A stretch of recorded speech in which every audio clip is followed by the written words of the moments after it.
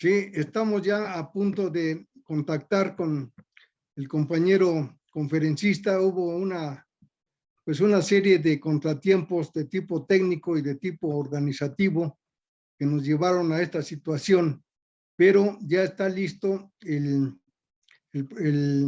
guión para llevar a efecto esta reunión en torno a la seguridad social de nuestro país, lo cual desafortunadamente y de acuerdo con el guión que trae el conferencista, no se limita exclusivamente a cuestiones nacionales, sino que es a nivel internacional, como se ha presentado este decreciente apoyo a las clases trabajadoras.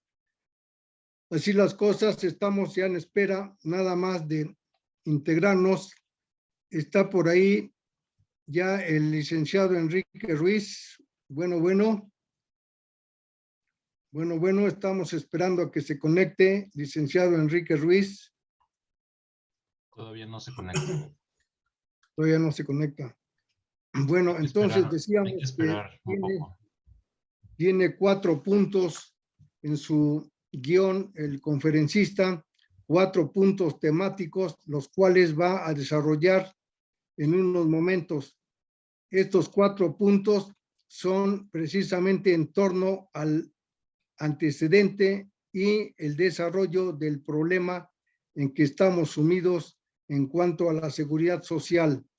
Todos los participantes que quieran hacer preguntas al final de la sesión pueden hacerlo, podrán hacerlo, ya que tiene él 4 temas y las preguntas podrán hacerse de acuerdo al tema que ustedes quieran formular.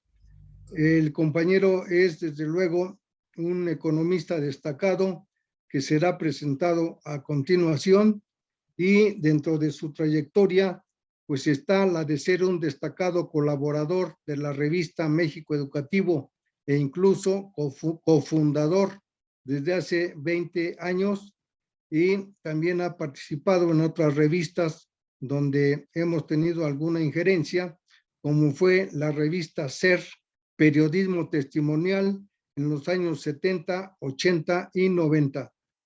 Así las cosas, vamos entonces a proceder a solicitarle al compañero estudiante de filosofía, Juan Félix, haga la presentación del licenciado Enrique José Ruiz García, que es el conferencista el día de hoy.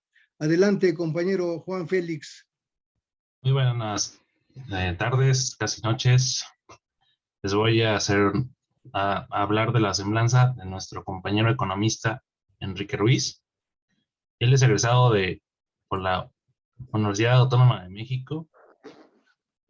Es principalmente egresado de la Facultad de Estudios Superiores Acatlán, con especialidad en matemáticas y estadística. Consta con diplomados en desarrollo económico, filosofía y administración pública. Recibidor de la medalla Gabino Barreda como mejor promedio de generación. Académico en la Universidad Nacional Autónoma de México y articulista desde hace 15 años en diversas plataformas y colaborador desde hace 10 años en la revista México Educativo. Asimismo, fue colaborador desde hace aproximadamente 30 años en la revista SER como periodista junto con el profesor Valfred Nava. Es cofundador igualmente de la revista México Educativo. Entonces, damos la bienvenida al economista licenciado Enrique Ruiz. Adelante, licenciado Enrique Ruiz, por favor, cerremos nuestros micrófonos para que se eliminen todos los ruidos secundarios y darle paso entonces únicamente a la voz del compañero Enrique Ruiz. Al final será la sesión de preguntas y respuestas. Adelante, por favor, compañero licenciado Enrique Ruiz. Sí, muchas gracias, profesor Alfred. Buenas noches para todos. Quiero agradecer primero a la revista México Educativo y al profesor Valfred, director de ella, por esta oportunidad de compartir con ustedes este análisis. Es un tema muy importante el de la determinación del monto de las pensiones económicas en un periodo en donde desde hace 10 años permanentemente los organismos financieros han estado presionando a todos los estados en todo el planeta para que se reduzcan drásticamente los montos asignados y además se está endureciendo las condiciones para poder acceder. Se tiene que picar algo. Ya está. Por favor, compañera Delfina, cierren su micrófono. Adelante, Bien, adelante.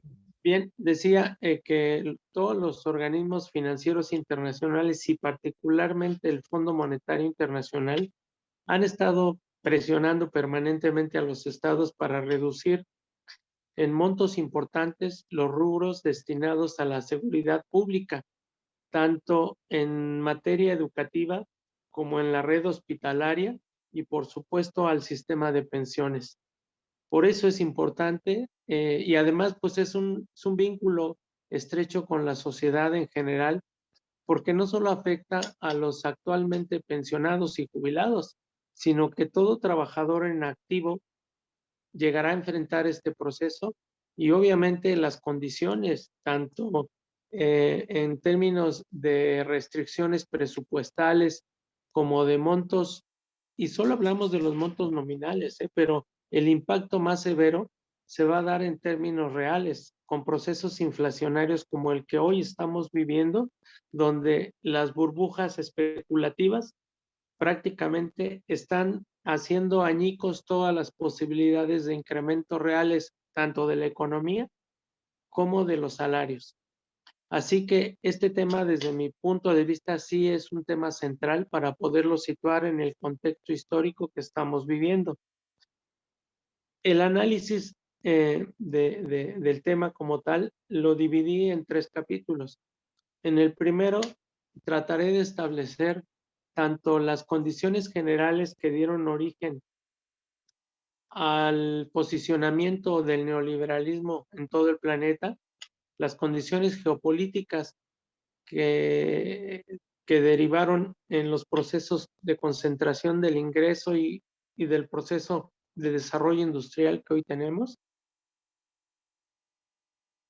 como también cuáles son las condiciones que han permitido que todo este conjunto de características pues nos den sin duda un nuevo orden mundial. Así que en el primer capítulo estableceré esas condiciones, tanto geopolíticas como físicas, que hicieron posible este posicionamiento. En el segundo trataré de establecer la relación que tienen las crisis con los procesos de devaluación, de especulación financiera, que es fundamental para explicar por qué los procesos inflacionarios realmente son promocionados desde los centros y los organismos financieros internacionales. En el tercero, el impacto que tiene el desarrollo tecnológico concentrado sobre la organización y obviamente los ingresos de los trabajadores, así como de las organizaciones sindicales. Y al final, pues haré un resumen ya para concluir y establecer sobre todo cuál es el panorama que nos presenta este escenario en los próximos, seguramente en las próximas décadas. Así que para empezar con el primer capítulo, estableceré que primero el sistema de pensiones, como decía, pues forma parte junto con el sistema de educación y salud pública de lo que es la seguridad social. A partir de los 80s, todos los presupuestos gubernamentales han sufrido un deterioro progresivo, una reducción en todos estos rubros, de tal forma que hay un rezago muy importante en las universidades públicas, ¿sí? En temas no solamente de actualización de cursos para tener al profesorado en condiciones de competitividad, sino en instalaciones sobre todo. Los laboratorios y todas las, digamos, todos los insumos que se requieren para poder desarrollar la ciencia y la investigación están totalmente rezagados. Eso por un lado. Las instituciones de salud pública, las redes de hospitales y el abastecimiento de medicamentos para la población también han sufrido un deterioro tremendo. La pandemia evidenció que no solamente en los países subdesarrollados como el nuestro, no solamente en América Latina, sino en general en todos los países capitalistas, hay un proceso de destrucción del sistema de seguridad social. Eso es una realidad, ¿sí? Y la pandemia nos lo evidenció. Ahora bien, junto con esto, no se podría explicar el posicionamiento del neoliberalismo sin la extinción de la Guerra Fría. Esto es algo muy importante. Estuve investigando hacia finales más bien hacia mediados de los 70s, la Unión Soviética y el bloque de Europa Oriental entran en una profunda crisis. Una crisis que lleva en algunos países a condiciones de hambruna y sobre todo a una parálisis económica. Y esto obligó a la Unión Soviética a acercarse al Fondo Monetario Internacional. Hacia finales de los años 70 obtuvo una línea de crédito por alrededor de 20,000 millones de dólares. Y con esto seguramente, obviamente no hay información al respecto, pero en los hechos se dio fin a la Guerra Fría.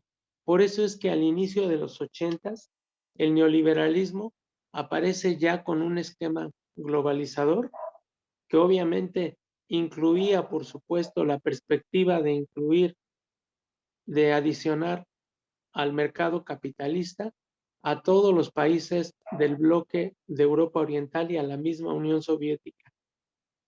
Aunque formalmente hasta 1991 se declaró la extinción de la URSS y en 1989 cayó el muro de Berlín, pero en los hechos la Guerra Fría terminó a finales de los 70s. Ahora bien, otro hecho importante es que el neoliberalismo tiene marcadas diferencias con el liberalismo que originalmente propuso Adam Smith, ya que para la concepción liberal clásica, ¿sí?, no se requería la intervención del Estado porque el mercado, a través de la mano invisible que representaba la oferta y de la demanda, era el que se autorregulaba. Pero en el posicionamiento de los 80s de esta estrategia neoliberal, el mercado y esa mano invisible fue sustituida por los oligopolios. Los oligopolios ahora sustituían a esa mano invisible de Adam Smith y los oligopolios constituyeron lo que hoy tenemos como un nuevo orden mundial. Esto implica una nueva división del trabajo en donde estos oligopolios se reparten el mundo. Asignan el desarrollo tecnológico concentrado solo en ciertos países y en ciertas regiones. En América Latina originan un proceso desindustrializador en Brasil, en Argentina, en Chile, en México. También el eje de todo este mecanismo fue la privatización de los sectores más importantes.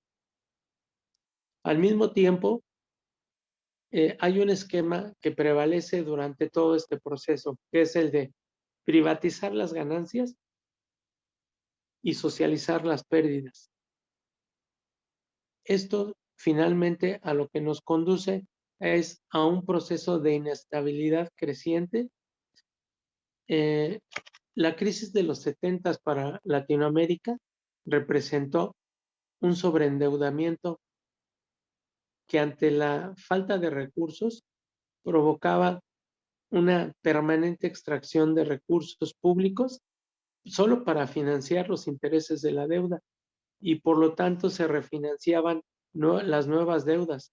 Así que durante todo este proceso desindustrializador, el crecimiento de la deuda fue permanente y obviamente el desmantelamiento de la seguridad social fue creciendo permanentemente. La política salarial se mantuvo permanentemente por debajo de la inflación, con lo que se mantuvo una caída permanente del salario real y el nivel de vida de los trabajadores y de los pensionados desde la década de los 80 empezó a sufrir un deterioro muy importante. Al mismo tiempo que se facilitó la penetración del capital transnacional en sectores estratégicos como es la banca. Desde finales de los 80 y a principios de los 90, la banca está en poder de instituciones financieras internacionales. Así que tenemos una doble extracción de recursos.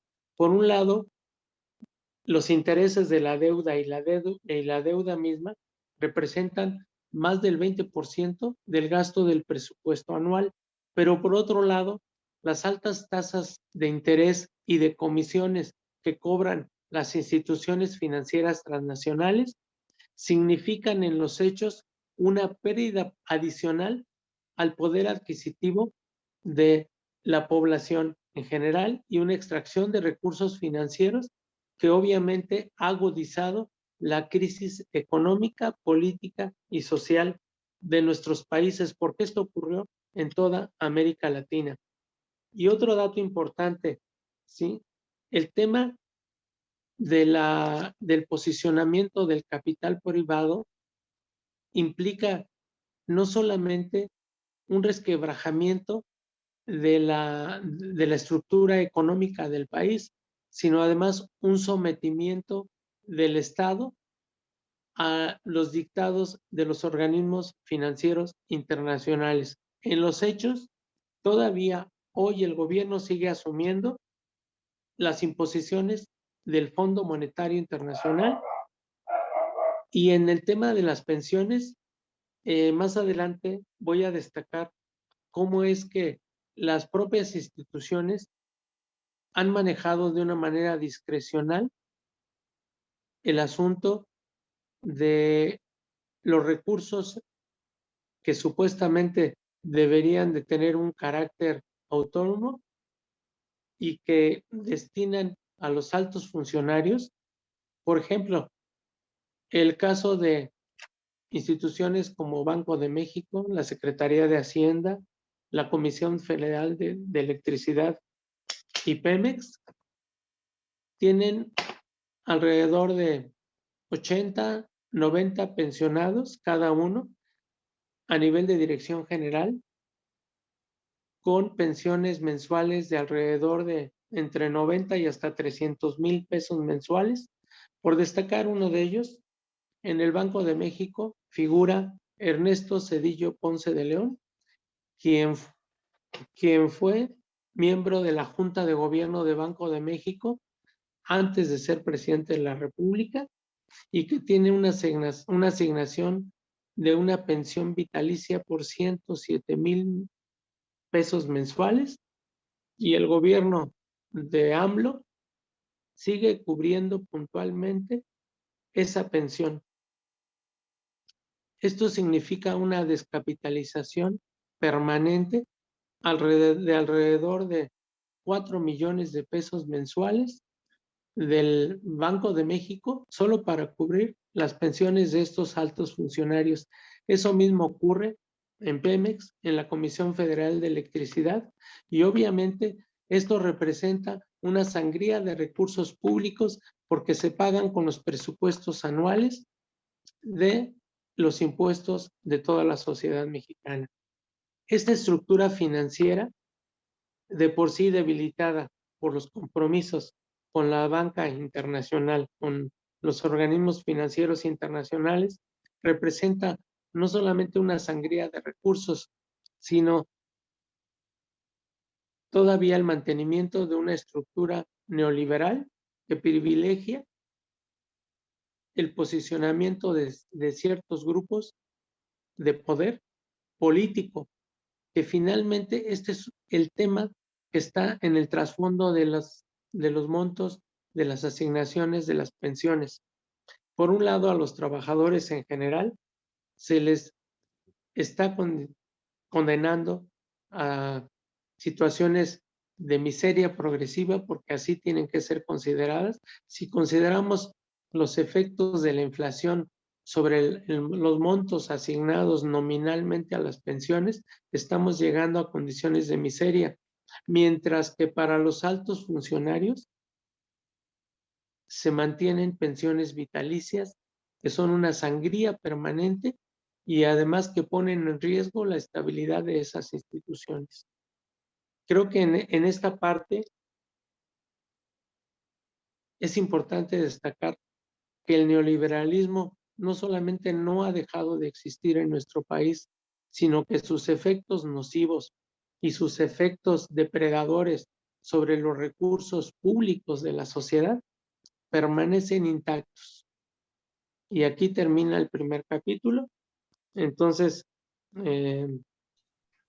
Gracias, gracias, licenciado. Voy a presentar el título del segundo tema de su presentación, cuyo título es Crisis recurrentes. Por favor, proceda con la explicación, licenciado. Bien, como decía, todo este escenario de falta de recursos derivados de los compromisos con los organismos financieros internacionales, del círculo vicioso entre mayor deuda, mayor pago de intereses, saqueo de recursos por diferentes vías, ¿sí? Nos llevó a procesos consecutivos de devaluación con altas tasas de inflación. Esto implicaba, obviamente, un proceso de mayores recortes al gasto social, lo que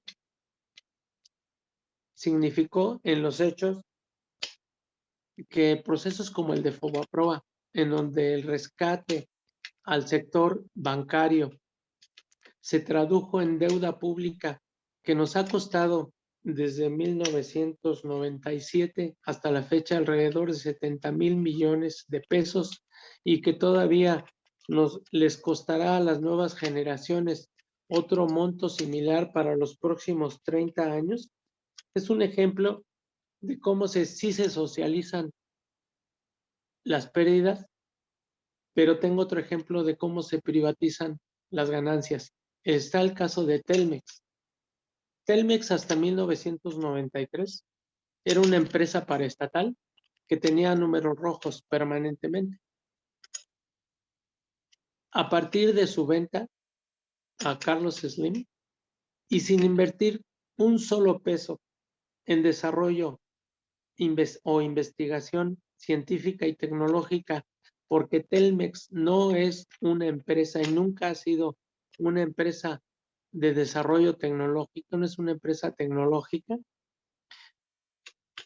pero obtuvo el beneficio de indexar sus tarifas a los procesos o al índice de precios al consumidor, por lo que en los periodos donde la inflación rondaba los 80 o 90% anualmente, así se indexaron sus tarifas. En solo un periodo de 25 años, diversificó sus inversiones y Carlos Slim se convirtió en el tercer hombre más rico del planeta. Sin invertir, repito, un solo peso en desarrollo científico y tecnológico. Este es el carácter y el espíritu del neoliberalismo. La devaluación se da sobre todo en base a un proceso especulativo. La especulación hoy la estamos viviendo, ¿sí? En un escenario donde a nivel internacional se mantienen, digamos, niveles del 7% y sin ninguna justificación se están dando incrementos de precios sobre todo en productos básicos. Este proceso de inflación generada por procesos especulativos es lo que explica el por qué el capital financiero transnacional centra el resto o el grueso de sus inversiones en el sector financiero, en el sector bursátil. La bolsa de valores es un mecanismo permanente de especulación que espera cualquier oportunidad para generar procesos de fuga de capitales. Esa fuga de capitales hace que se mueva el tipo de cambio provoca devaluación, la devaluación provoca una pérdida del poder adquisitivo y es un mecanismo que permanentemente nos conduce a un proceso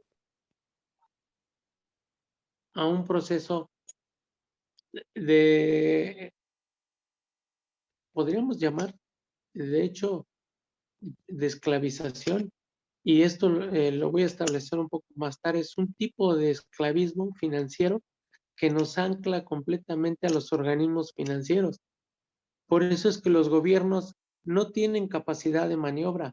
Por eso es que tienen que encubrir muchas de las acciones que toman, porque si bien políticamente aparecen como si fuéramos un país independiente, en realidad estamos sometidos a los dictados del capital financiero internacional. Ellos determinan las políticas públicas que siguen nuestros estados y nuestros estados de una o de otra manera simplemente cumplen sus requerimientos. Esta es la realidad que tenemos en América Latina. Todos los países absolutamente cumplen con los lineamientos del Fondo Monetario Internacional. Y por otro lado, también tenemos una clase política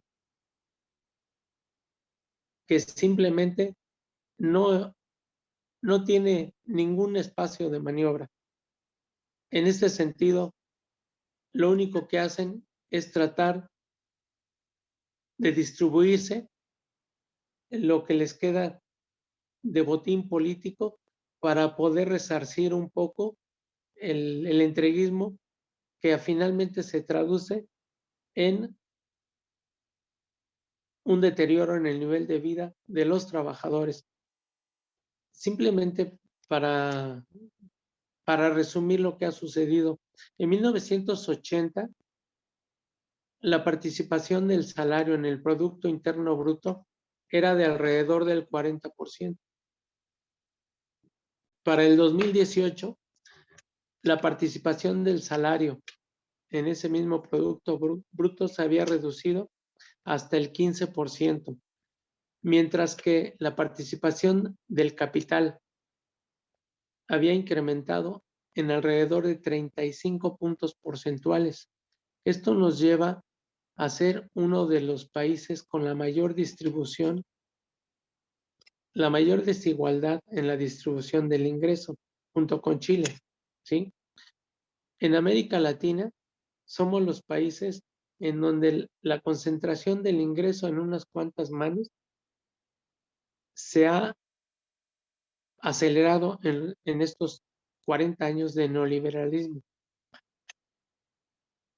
Finalmente, lo que podemos decir al respecto es que la privatización ha conducido a procesos de concentración del ingreso. Las políticas del Estado han sido para favorecer los intereses de los monopolios nacionales y extranjeros, en detrimento del nivel de vida de los trabajadores y obviamente de los pensionados. Junto con esto, tenemos aspectos como que la Suprema Corte de Justicia de la Nación el año pasado, en una resolución jurisprudencial, resolvió que era constitucional el que las pensiones de los trabajadores del ISSSTE fueran calculadas en función de las sumas. Con el incremento al salario mínimo de este año, la diferencia entre el salario mínimo y el UMA prácticamente es del 50%, es de la mitad de la UMA con respecto al salario mínimo. Esto quiere decir que los trabajadores pensionados por el ISSSTE tienen como monto máximo la mitad de lo que tendrían derecho actualmente los pensionados por el IMSS, que todavía no han sido afectados por esta resolución. Pero es evidente que en el mediano y en el largo plazo lo que vamos a ver son resoluciones judiciales que van a impactar de la misma manera a todos los trabajadores en el país. Esto significa que las estructuras jurisdiccionales también forman parte de la aceptación de los lineamientos de las políticas impuestas por el Fondo Monetario Internacional.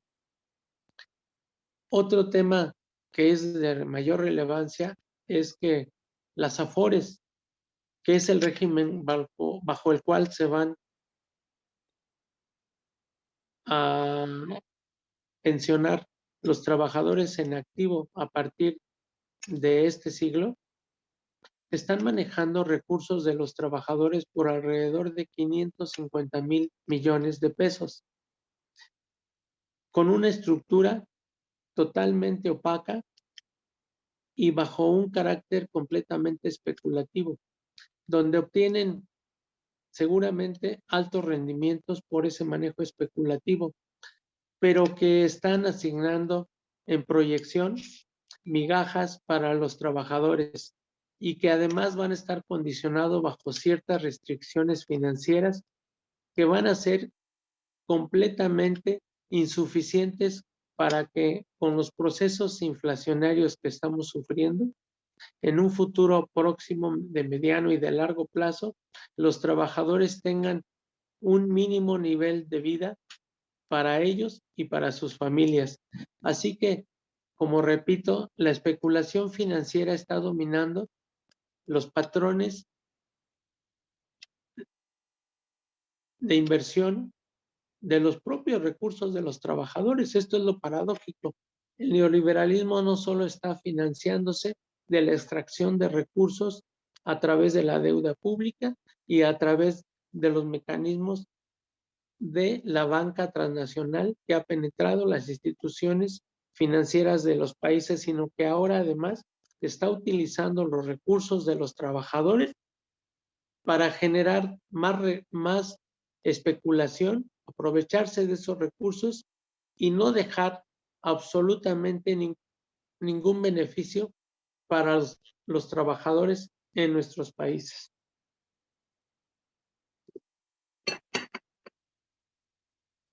Otro tema importante es que la inflación, recordemos, tiene un impacto directo sobre los ingresos sobre los salarios de los trabajadores en el momento. Por lo tanto, la inflación es el impuesto más caro que pagan los trabajadores porque afecta directamente al bolsillo.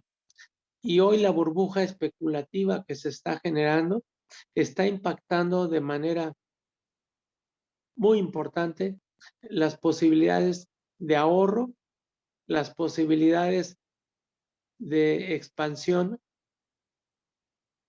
de nuestro mercado y está condenándonos a un proceso inflacionario que nuevamente nos llevará a una espiral de fuga de capitales, de evaluación y un crecimiento de la deuda.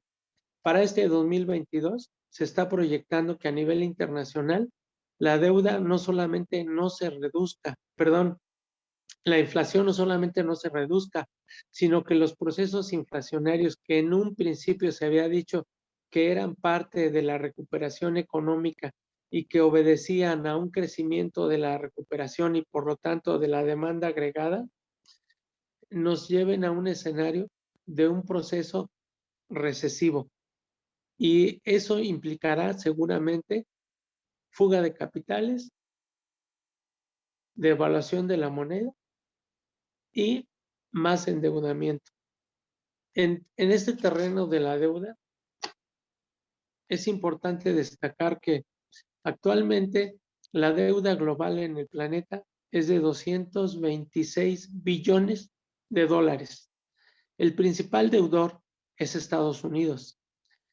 Más o menos su deuda representa el 115% de su PIB. Pero hay una gran diferencia.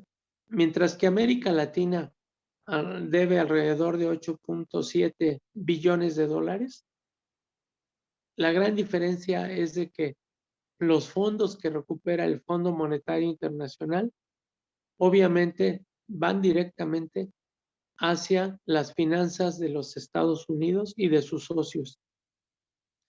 Y esto quiere decir que ellos están trasladando los procesos inflacionarios hacia el resto del planeta y sobre todo a los países subdesarrollados, que permanentemente, como repito, tenemos una sangría de alrededor de 40,000 millones de dólares anuales y que esto representa para ellos un permanente flujo de recursos con los cuales pueden financiar cualquier problema que tengan internamente.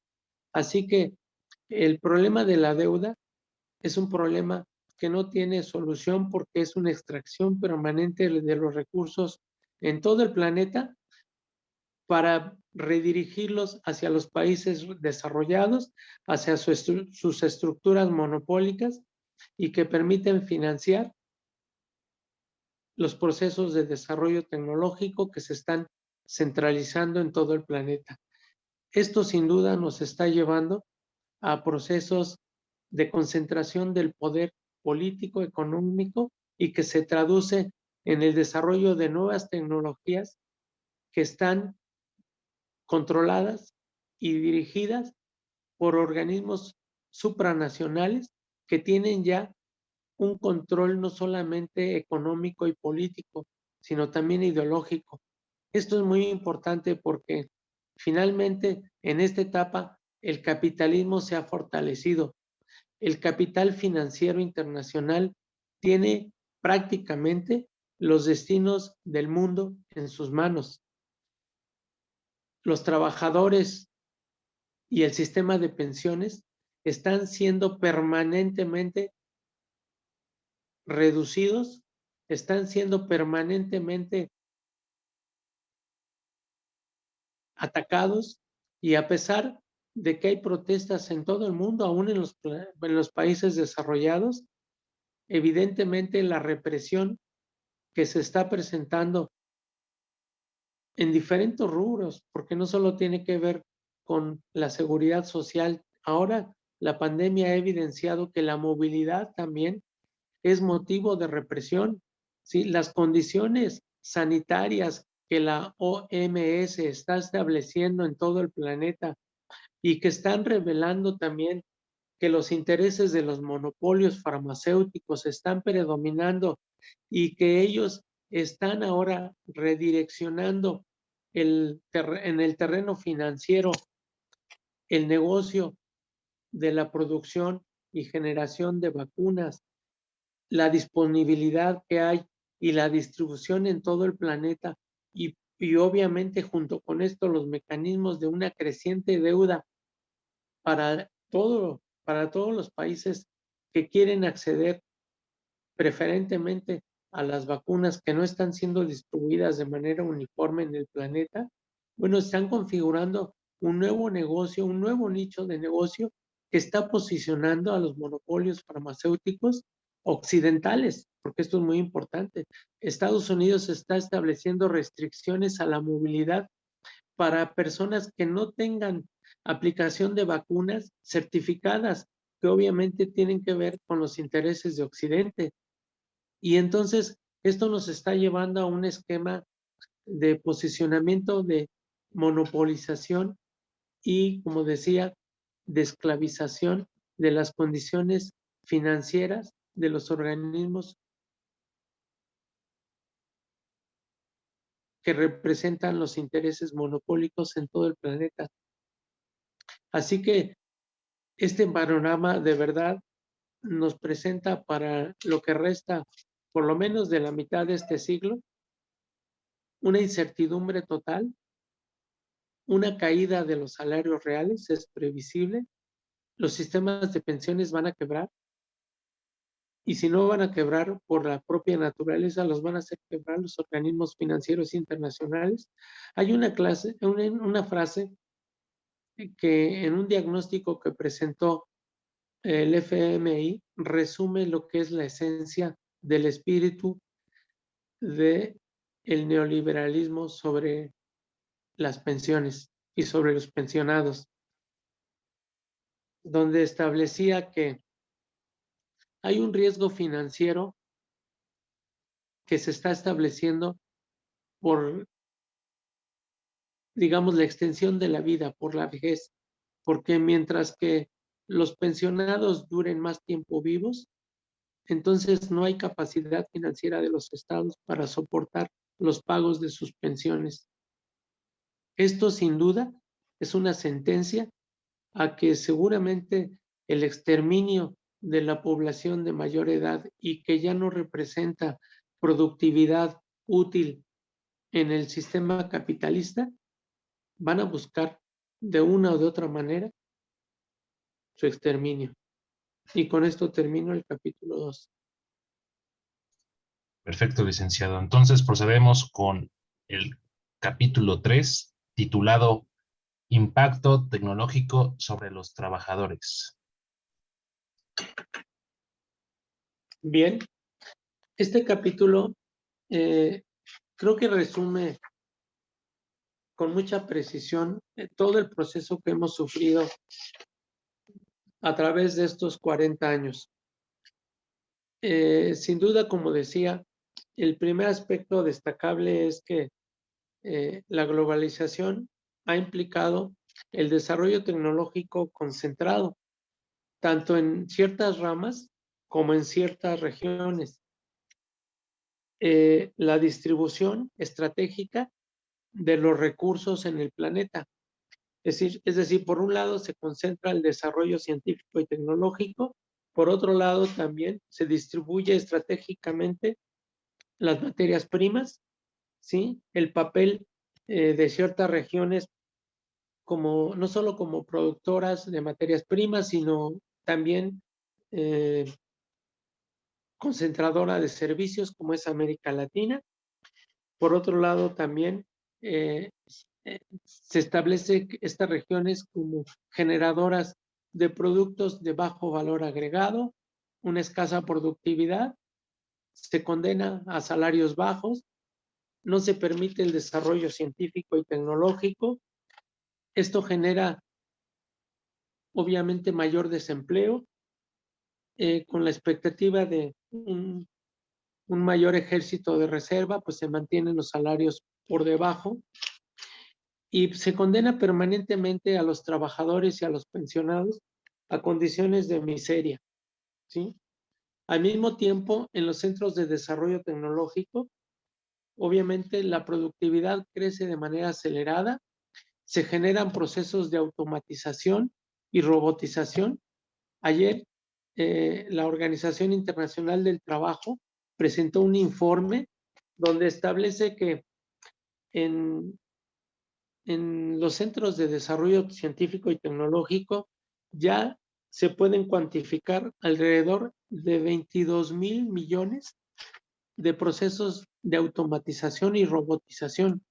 Esto ha implicado el despido en los países desarrollados de más de 10 millones de trabajadores, ¿sí? Lo que obviamente genera también condiciones de reducción de salarios reales en esos países. Hay mayor desempleo. Esto implica, obviamente, protestas sociales. Esto ha implicado que parte de del problema de la migración se esté concentrando en ciertas regiones. Países europeos que tradicionalmente estaban aceptando migración, sobre todo de África, por problemas de inestabilidad económica y política, están ya paralizando prácticamente la movilidad y esto está generando problemas sociales enormes. El impacto tecnológico contra los trabajadores ha sido tremendo. Hay diferentes rubros. Por un lado, como decía, se ha generado mayor desempleo. Por otro lado, esto ha atomizado las organizaciones de los trabajadores, ¿sí? se ha destruido la estructura sindical como una forma de negociación hacia los centros de desarrollo monopólico. De hecho, en todo este proceso podemos distinguir que no ha habido huelgas en industrias globales, ¿sí? Precisamente porque han fragmentado la producción, han movilizado los diferentes insumos que requieren y han fragmentado totalmente la estructura organizativa de los trabajadores. Los sindicatos se han pulverizado, su presencia a nivel internacional cada vez es menor, y todo esto lo que ha provocado es que finalmente la pobreza de los trabajadores se está generalizando. Los sistemas de pensiones en todo el mundo se han debilitado, y a pesar de las protestas, no ha habido y no habrá seguramente ninguna recomposición para volver a un esquema que permita sistemas de pensión que establezcan un nivel digno de vida. El trabajador se ha convertido en un apéndice del proceso de producción industrial. Y junto con esto, el mecanismo que ha facilitado este control y esta sumisión y esta disgregación de los trabajadores ha sido Internet y la tecnología digital, que en tiempo real permiten integrar cadenas de producción, permiten desintegrar la organización de los trabajadores y al mismo tiempo permiten el control ideológico, que esta es una parte muy importante, la manipulación a través de Internet y sus plataformas digitales, ¿sí? Ha permitido el control de la población, el control de los trabajadores, la asignación de papeles totalmente irrelevantes en la estructura productiva, y obviamente ha concentrado las utilidades, ha permitido ganancias extraordinarias y está generando una mayor polarización. Este es el tema más importante. Los mercados se están estratificando de tal forma que pueden afectar desde una especulación financiera, desde una estructura de mercado como es las plataformas digitales. Ahora una nueva creación que seguramente va a generar más efectos especulativos es la creación de criptomonedas. Ya algunos países la han aceptado porque también es una forma de poder blanquear actividades ilícitas como son las del narcotráfico. Esta actividad del narcotráfico tiene penetración absolutamente en todos los mercados del planeta y está dirigida fundamentalmente por la DEA. Esto es algo muy importante. El narcotráfico es uno de los negocios más rentables actualmente en todo el planeta. Simplemente en Estados Unidos, la legalización de la marihuana y el uso y la penetración de sustancias tóxicas como es el fentanilo, representan un negocio de más de 100,000 millones de dólares anuales. Estados Unidos controla absolutamente el comercio de droga de Colombia, ¿sí? De gran parte de la India y aún de Asia, lo que es una paradoja. Me río porque finalmente, si bien en algunos rubros hay competencia con el gigante asiático, en otros comparten ciertas plataformas de negocios que les permite mantener un control monopólico. Así que la tecnología lo que nos está llevando es a una forma de esclavización. Y las diferentes canales de penetración hacia todo el planeta también nos están llevando a un deterioro ambiental. Estos 40 años han generado el mayor proceso depredador en el mundo. el capitalismo salvaje que se ha instaurado nos está llevando a la destrucción sistemática de ecosistemas.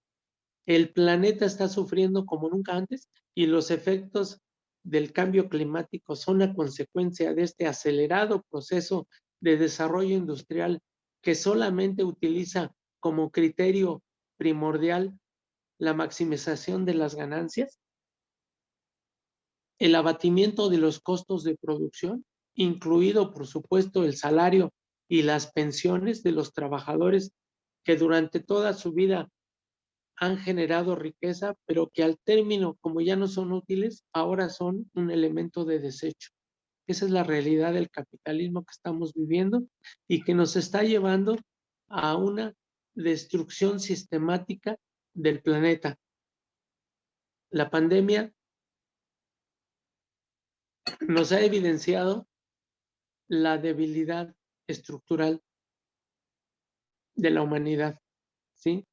Esa debilidad a la que el 95% de la población mundial estamos expuestos, porque como resultado de este proceso de concentración, de desarrollo tecnológico, de poder económico y político, el 1% de la población mundial concentra actualmente el 60% de la riqueza del planeta, mientras que el 60% de la población mundial vive en la extrema pobreza y solamente tiene acceso al 1% del producto mundial.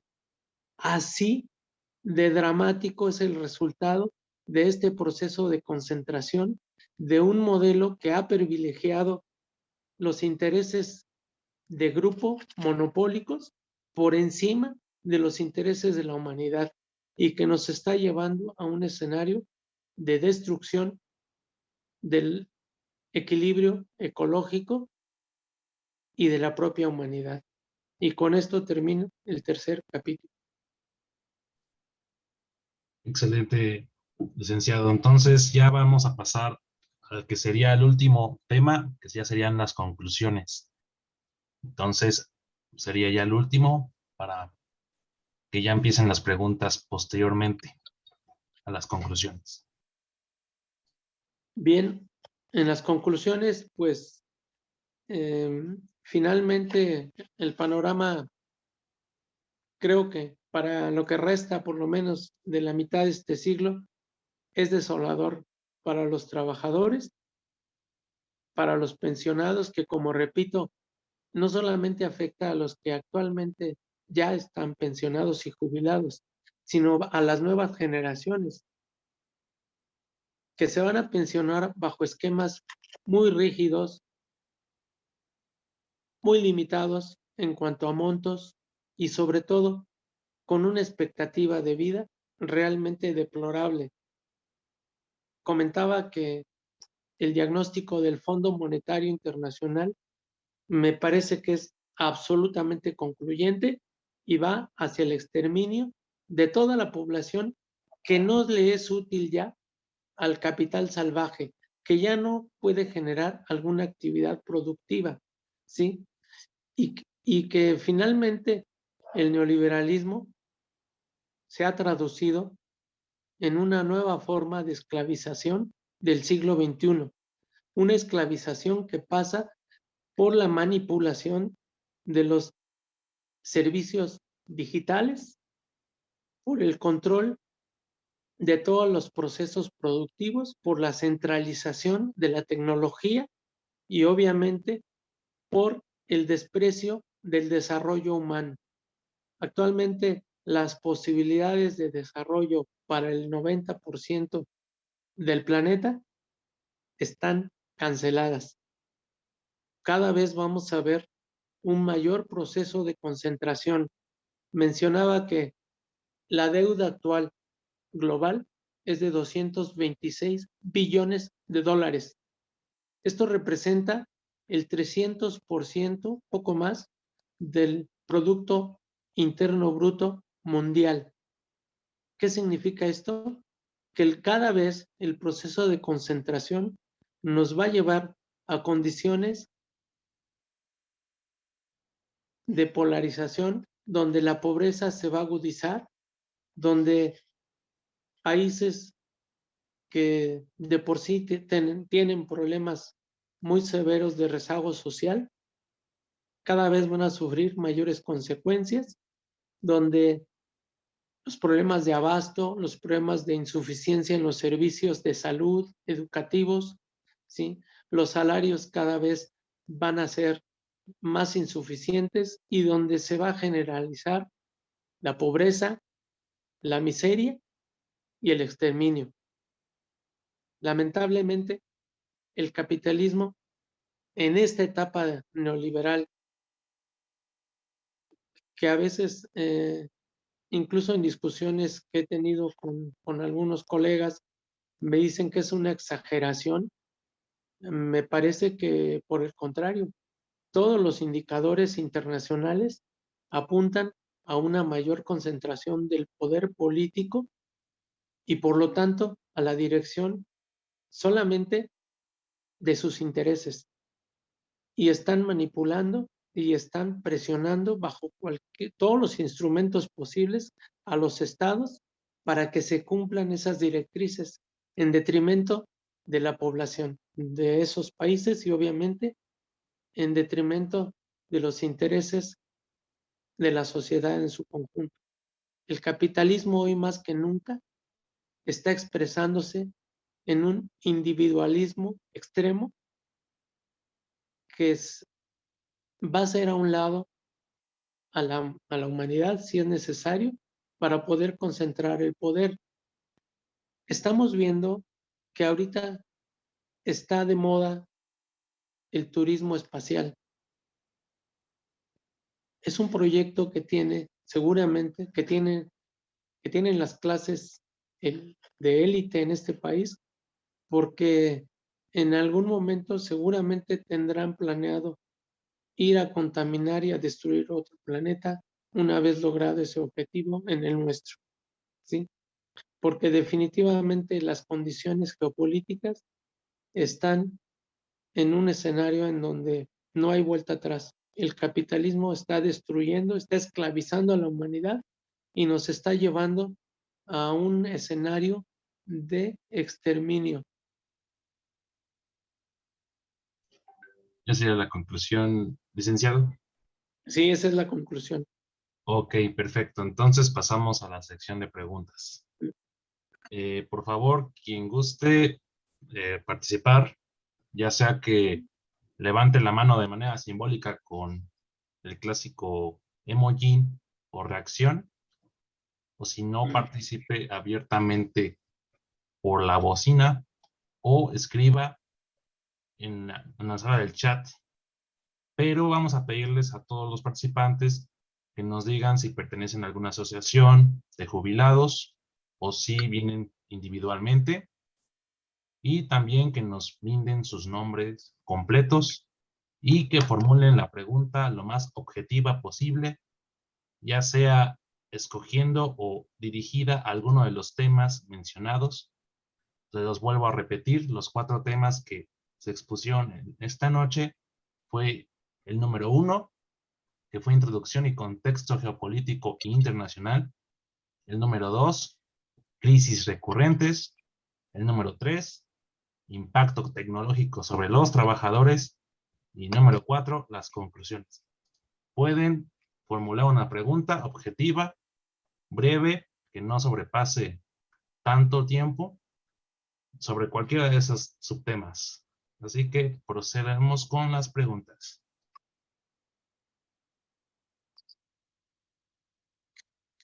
A ver, al parecer, Ricardo de Alba Obando levantó la mano. Desde aquí puedo verlo en la cámara. Adelante, por favor.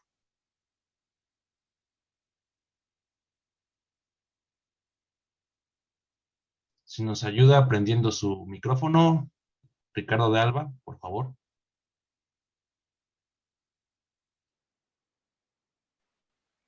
Perdón, muy buenas noches a todos. Gracias, profesor Enrique Ruiz, por la exposición de la que estoy perfectamente de acuerdo. Solo quisiera puntualizar algunas cifras para dar precisión en los datos que se manejaron. El FOBAPROA empezó con 700,000 millones de pesos. Se ha pagado una cantidad aproximada de 750,000 millones de pesos y se deben un billón, casi 1,5 billones de pesos. Tenemos que estar pagando actualmente alrededor de 50,000 millones de pesos al año y vamos a tener esa deuda por alrededor de 50 años. Es correcto. Número uno. Número dos, me parece a mí que el sustrato de toda la ponencia radica en un concepto, un neoconcepto que quiero acuñar, que se llama el neoliberal imperialismo, que es el que está llevando al planeta, a la humanidad, a esta situación de insolvencia y en donde los inservibles van a ser desechados. Pero hay una contradicción. ¿Quién le va a producir a este capitalismo que requiere de la mano de obra, de la fuerza de trabajo, para poder obtener las ganancias que obtiene todos los ciclos económicos? Tendrá ahí a un ejército industrial de reserva y tendrá a un ejército en activo, industrial activo, que le producirá las tasas de ganancia y de acumulación de riqueza que les es propias. En ese sentido, parece que no tenemos alternativa, parece. Pero a mí me parece también que el gobierno actual está haciendo lo correcto, en primer lugar distribuyendo la riqueza y disminuyendo la tasa de explotación y la tasa de ganancia la tasa de explotación de los trabajadores y la tasa de ganancia de los empresarios. Por eso están especulando ahora, elevando los precios de algunos productos o de todos los productos para resarcirse de lo que les están cobrando a fuerza, de los impuestos que no pagaban, etcétera, etcétera. Bien, ¿usted cree, licenciado, que podamos, en estas circunstancias que estamos viviendo de pandemia, crear una alternativa para poder garantizar que todavía no soy jubilados, pero nuestras pensiones puedan ser suficientes para mantenernos los años que nos queden después de que nos jubilemos? ¿Es cuánto? Muchas gracias. Bien, gracias por la precisión de la información. Pues, como decía, yo creo que el tema aquí de fondo es que justamente la especulación está jugando con este tema de recuperar parte de lo que, no solo de lo que está perdiendo, un proceso especulativo, por ejemplo, como el de hoy estamos viendo en productos de la canasta básica, que por cierto también me parece que hay un detalle, debería de incluirse en esa canasta básica la tasa de interés interbancaria, ¿sí? Que cobran los bancos, porque eso es una sangría permanente a los recursos de los trabajadores. Además, se está obligando cada vez a prácticamente bancarizar casi todas las operaciones. Eso es otro detalle importante. Entonces, en realidad la pérdida del poder adquisitivo tiene diferentes canales y me parece que no hay manera porque tienen ellos diferentes mecanismos para poder estar sacando esos recursos del bolsillo de cada uno de los, no solo de los usuarios de la banca, sino en general de cada uno de los trabajadores. Así que creo que no hay manera, no hay ningún mecanismo para poder resarcir esa pérdida del poder adquisitivo. O sea, tienen diferentes mecanismos para que a través de procesos de especulación ellos puedan obtener todavía ganancias extraordinarias en cualquier escenario. Y eso es lo más dramático para los trabajadores. No sé si eso responde a su pregunta. En parte sí, pero me quedo sin perspectivas, sin cómo hacerle para poderles ganar, aunque sea una. Y este gobierno creo que está haciendo lo necesario para ganarles una. Bueno, perdón, ahí otra precisión. Algo importante es que se puedan establecer, hay un mecanismo que puede resarcir en parte, respondiendo a su pregunta, pero es que no solo juguemos desde el punto de vista de que somos trabajadores, ¿sí? Quien tiene un negocio, por pequeño que sea, si es un negocio que tenga rentabilidad, que pueda vender algo, porque ese es el mecanismo. Si yo tengo un negocio, y si mi negocio sufre un incremento de precios, al final del día quien paga ese incremento de precios es el usuario final. Y este es parte del mecanismo, ¿sí? Todavía un modelo económico como este, que por un lado sí concentra mucha de la actividad económica, permite ciertos niveles de comercialización. O sea, es un mercado que todavía está disperso. Los monopolios no tienen el control total sobre todas las operaciones. Entonces, todavía mantener algún tipo de actividad, aunque sea de manera independiente, donde se pueda vender algún tipo de productos, permite resarcir parte del ingreso. Y de hecho, es el problema que hoy enfrentamos los pequeños empresarios, ¿sí? Desde hace mucho, la composición del mercado cambió en los años 90 precisamente, ¿sí? Y las pequeñas empresas que estaban en un proceso de crecimiento con los procesos de privatización y la entrada del capital transnacional en gran parte de los sectores más dinámicos de la economía, pues sí desplazó a gran parte de los competidores nacionales.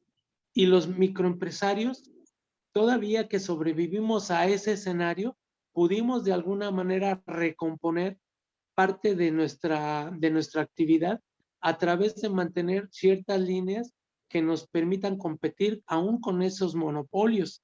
Entonces, esa sería la cuestión.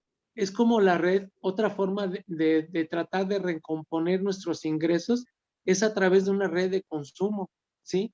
Obviamente, si se pueden establecer en los consumidores cadenas para que se puedan comprar por volumen ciertos productos y distribuirlos, esto de alguna manera pues resarce precisamente el poder adquisitivo. O sea, sí hay mecanismos, pero obviamente esos mecanismos tienen que pasar por el lado de la integración vertical, tanto de, ya sea de pequeños consumidores o de grupos de comercio que permitan establecer de alguna manera pues niveles de competitividad, ¿sí? En términos, por ejemplo, de cómo afectar a las cadenas monopólicas, un hecho, digamos, significativo son las cadenas de Oxxos, que en ciertas regiones, yo fui el año pasado a Ciudad Madero, a Tampico, y resulta que en un radio de que sea la mitad de la ciudad, no había una sola tienda de abarrotes. Los Oxxo dominan totalmente la zona, ¿sí? Entonces, esta es una forma, por ejemplo, de establecer una relación entre el consumidor y ahora sí que el pequeño comercio, ¿sí? Para favorecer la actividad comercial, ahora sí que más directa posible, pero son los únicos mecanismos que tenemos para resarcir un poco el poder adquisitivo. Es decir, por un lado, red de consumidores, por otro lado, pues sí, la competitividad todavía que permite el hecho de que los monopolios no tengan el control total sobre la actividad económica. Creo que son dos mecanismos posibles. Bueno, muchas gracias, De licenciado. acuerdo. Ahora vamos a pasar con la segunda pregunta. Bueno, es una participación que quiere hacer Delfina Villa Candelaria, integrante del CONA UNAM. Así que adelante con su pregunta, por favor.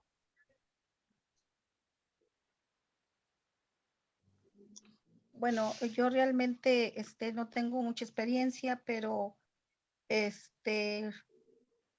con respecto de Banamex, qué efectos secundarios tenemos tienen los de las Afores que están en Banamex,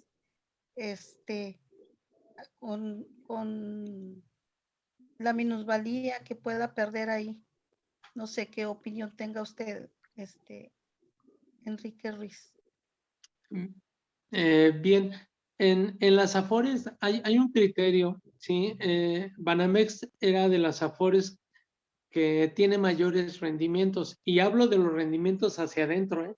No solamente porque ellos publicitan mucho, que son las que dan, digamos, mayores utilidades, pero finalmente las Afores, como decía, es todo un negocio redondo para los especuladores financieros. Por lo tanto, realmente el margen, digamos, de utilidad, entre comillas, que le dejan al ahorrador es mínimo.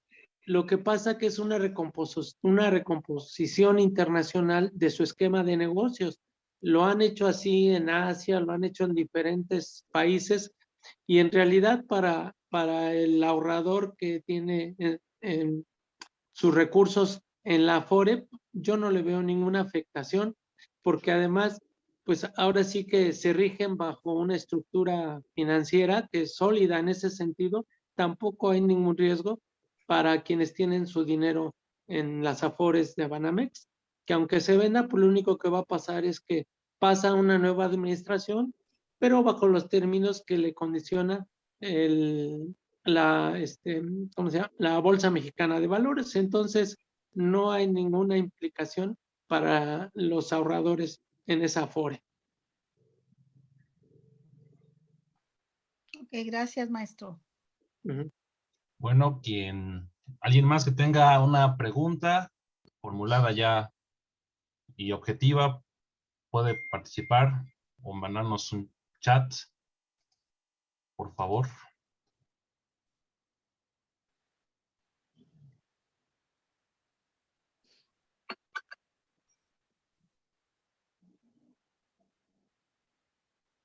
Pues bueno, pues ya nos felicitaron en la transmisión en vivo de Facebook. Rafael Rosas dice: felicito y agradezco al amigo Valfre Nava por la invitación a esta conferencia tan importante y al licenciado Enrique por su exposición. Y Guadalupe García felicita también al licenciado Enrique y a la revista México Educativo.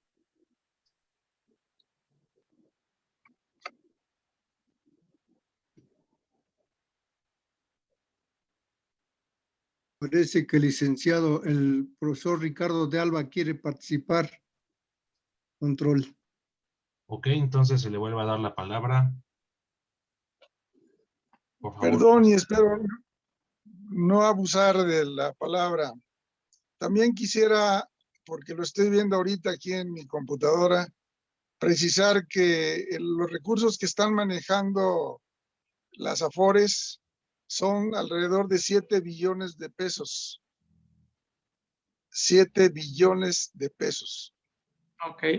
Y en mis apuntes que he ido conformando cuando daba clases en la ESIA, y luego los he seguido a través de Hacienda, parto de otros números para ver cómo se ha incrementado la riqueza que pasa a los empresarios en contra del deterioro de los salarios.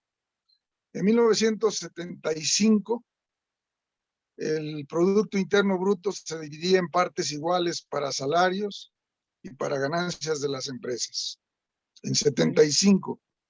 Y en el 2018, este Producto Interno Bruto se incrementó para ganancias de las empresas a 72%, y el deterioro y para salarios fue, por lo tanto, de 28%. Según los números de Hacienda y a precios constantes, esto significó del 75 al 18 alrededor de 75 billones de pesos que fueron a los ricos de este país y en deterioro, por lo tanto, del salario y de nuestras pensiones, ¿no? De lo que pudimos ahorrar, de lo que pudimos adquirir, etcétera, etcétera, del deterioro del nivel de vida de los trabajadores. Y a partir de 1919, que entra el gobierno el licenciado López Obrador, esto ha ido, cuando menos se ha parado. Ya no siguió este proceso de curva descendente, sino se paró, ya se estableció ahí un valle, y si siguen los procesos como se ha establecido actualmente en el gobierno federal, esto se va a revertir a través de los aumentos salariales que se están haciendo, se han hecho y se están proyectando para los próximos años. En ese sentido, hay que también pedirle al gobierno, creo que es una de las alternativas que tenemos, hay que pedirle al gobierno que revise esta paridad o esta comparación que existe entre las UMAS y los salarios mínimos, porque tal vez hicieron esto de las UMAS pensando en que los salarios iban a crecer más que las UMAS, y eso significaría que nuestras pensiones quedarían rezagadas. Yo creo que hay que pedirle, si no es que exigirle al gobierno federal, que revise esta situación para poder pasar nuestros recursos a salarios mínimos y no a UMAS. Muchas gracias.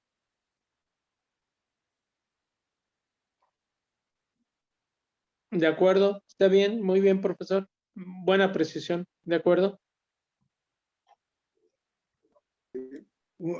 ¿Hago una pregunta? ¿Control? No, ahorita no se ha presentado en el chat. Digo, pero quiero hacer una pregunta. Por supuesto, profesor Valverde.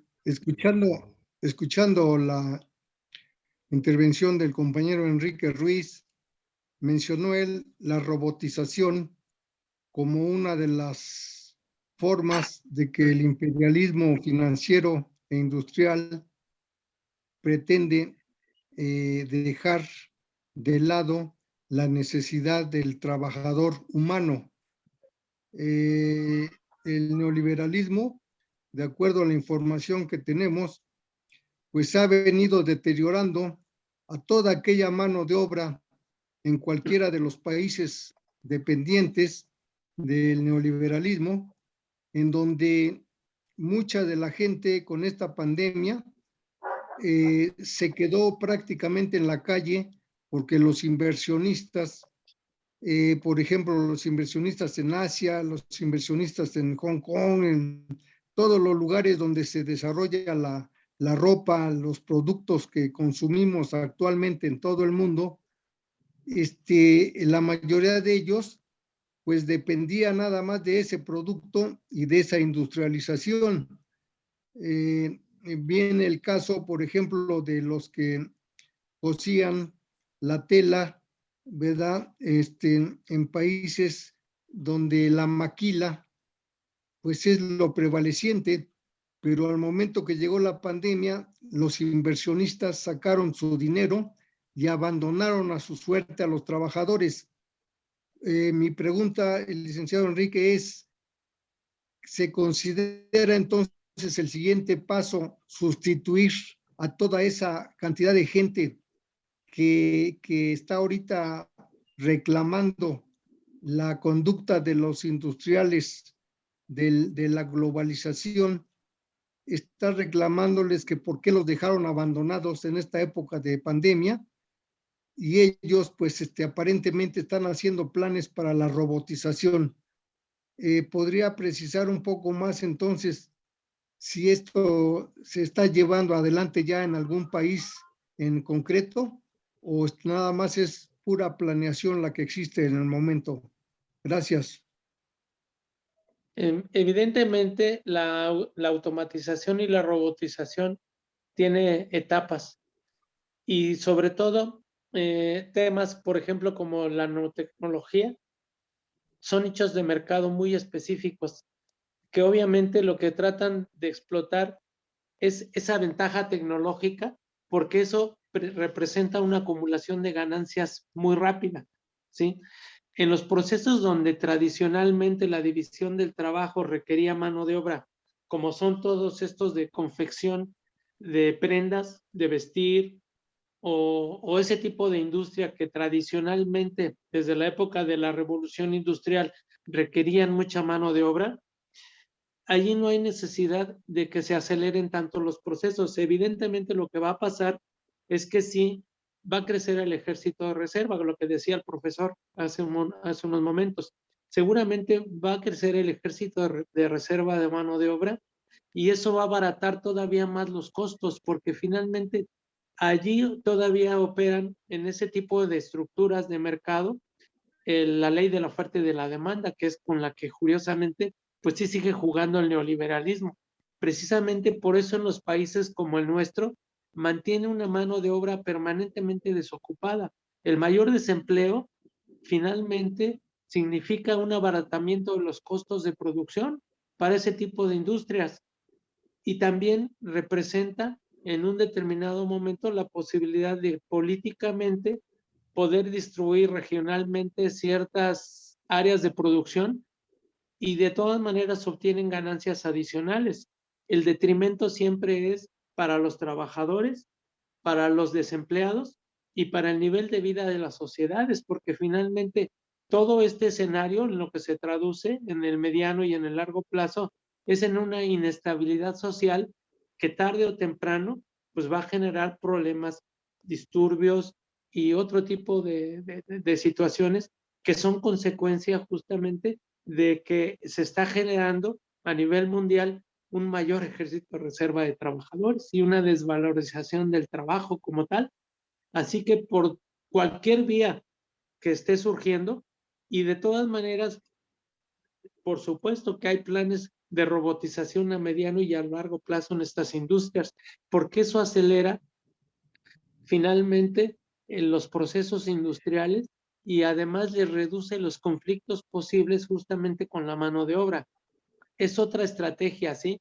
El poder mecanizar los procesos, dispersar la mano de obra, generar un ejército de reserva y acumular todavía un proceso mucho más rápido de altas utilidades en mercados controlados totalmente a su antojo. ¿Mm? Gracias, maestro. Gracias.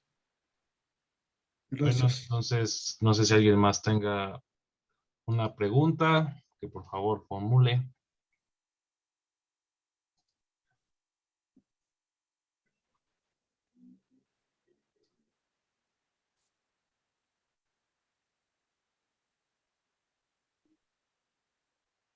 Pues bueno, a mí en lo particular, si me permiten participar, Sí. me causó intriga qué clase de ideología es la del capitalismo tardío que andamos viviendo, la que se está desarrollando. Digo, estamos hablando del aspecto materialista, ¿no? De la economía, pero Sí. ahora aunando un poco en el ámbito de las ideas, me interesaría saber qué características tiene y si es reconocible fácilmente pues, en los medios. Ahorita, por ejemplo, ejemplos o quienes la reproducen, con qué finalidad. Bien. Me parece que ahí, en el tema de la ideología, es quizá la parte más fina que se está construyendo, justamente porque esta economía de la destrucción, por un lado, de la productividad concentrada, de la acumulación de un ejército de reserva que cada vez está en condiciones de sobrevivencia al límite, todo esto se amalgama justamente con las tecnologías digitales. La manipulación, es decir, somos pobres, sí, nos estamos yendo a la miseria, sí, pero somos felices. ¿Por qué? Porque el control ideológico de mantener, no sé, a lo mejor ilusiones a través de procesos digitales como pueden ser el teléfono, las plataformas de internet. Ahora la nueva tecnología que está planteando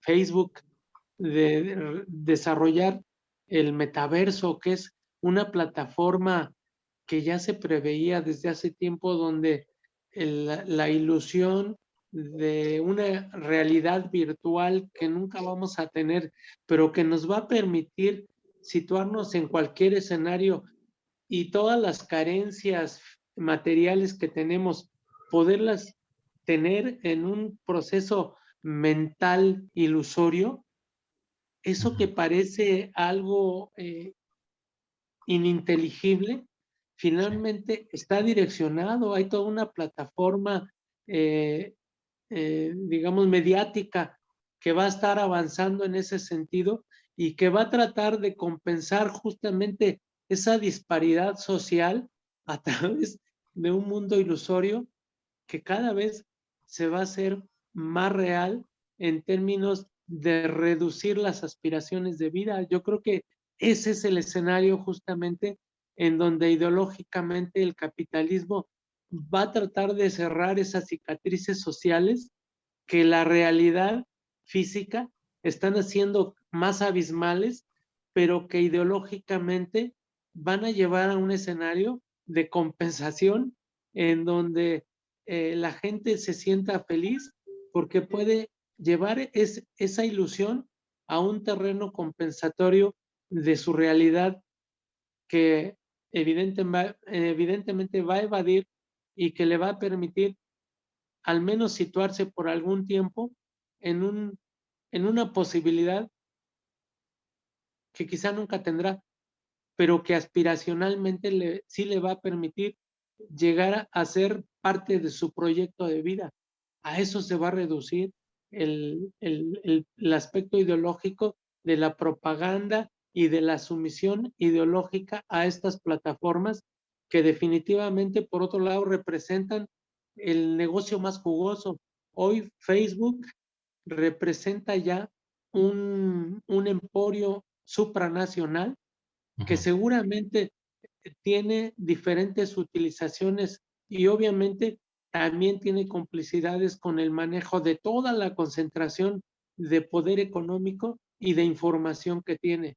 O sea, la capacidad de manipulación que hoy tienen estas plataformas digitales y de direccionar en un determinado momento esa información para favorecer a ciertos intereses de todo tipo, financieros, económicos y políticos. Yo creo que simple y sencillamente es enorme y ni siquiera tenemos idea de hasta dónde puede llegar, pero sus redes creo que en todo el planeta están extendiéndose, pero a pasos agigantados. Ok, sí, porque justamente uno de los problemas que tuvo Facebook apenas con el gobierno de Estados Unidos fue la polarización de su propio Así país. es. Uh-huh. Entonces eso les disgusta a los gobernantes porque pues básicamente es un esparcimiento de ideologías extremistas en cada plataforma y no hay una regularización ni legal ni o sea que no se respete dentro de cada gobierno porque se vive en la anarquía de las opiniones ahí en las redes y se cree lo que quiere cada quien sin cuestionar, bueno, ahora sí que cuestionando prácticamente cualquier cosa, ¿no? Entonces, sí es como que importante, como que, bueno, yo quise preguntarle sobre este tema porque, pues creo que muchos países están como que un tanto al tanto de que las redes sociales pues no sean gasolina para estallidos sociales reales y extremos, ¿no? Pero pues sí, así que esperemos que se regulen más. Bueno, por regular, creo que la mayoría de las plataformas digitales o las redes sociales son ahorita pues hace que las empresas que andan adquiriendo pues bastante poder a nivel internacional y pues ahora sí que si no se llega a regularizarlas, pues se puede hacer de todo ahí, pues. Y pues eso es como si o sea, uno viviendo dentro de un estado, un país, o sea, al final no está viviendo realmente dentro de las reglas de ese estado, sino está viviendo la anarquía de la vida virtual, de la vida en internet, en redes sociales, ¿no? Entonces, sus escapes justamente lucran con pues así que con las fantasías, el deseo desmesurado de casi todos los individuos, que no pueden pues adquirirlos de una manera cotidiana quizás dentro de los reglamentos de una sociedad, pero pues, en redes sociales por regular sí. Entonces, pues sí, es como una ideología basada en el hedonismo, en el utilitarismo y en lo momentáneo, ¿no? Porque también como que ya cada vez las discusiones o el uso de las redes sociales se vuelve más del instante, ¿no? Puedes consumir algo por un minuto o segundos y ya después te olvidó y ya estás pasando a ver otra cosa, compartiéndote otra información que es volátil, ¿no? Entonces, pues sí se anda volviendo como que pues la concentración individual o hasta la propia habilidad de comunicarse se anda volviendo en algo muy banal y hasta obsoleto a veces por este uso desmesurado de redes sociales. Pero pues sí, es un tema que quizás amerite otra conferencia. Entonces, muchas gracias, licenciado Enrique, por su maravillosa exposición de estos puntos tan importantes del contexto sociopolítico nacional e internacional, que la revista México Educativo le agradece a todos los que asistieron a esta conferencia y a usted, licenciado, por participar y también a aquellos que dentro de la plataforma Facebook nos andan contemplando ahorita. Entonces, aquí damos por finalizado esta maravillosa videoconferencia. Muchas gracias y buenas noches. Estamos hasta la próxima. Gracias y buenas noches para todos. Buenas noches. Gracias. Buenas noches.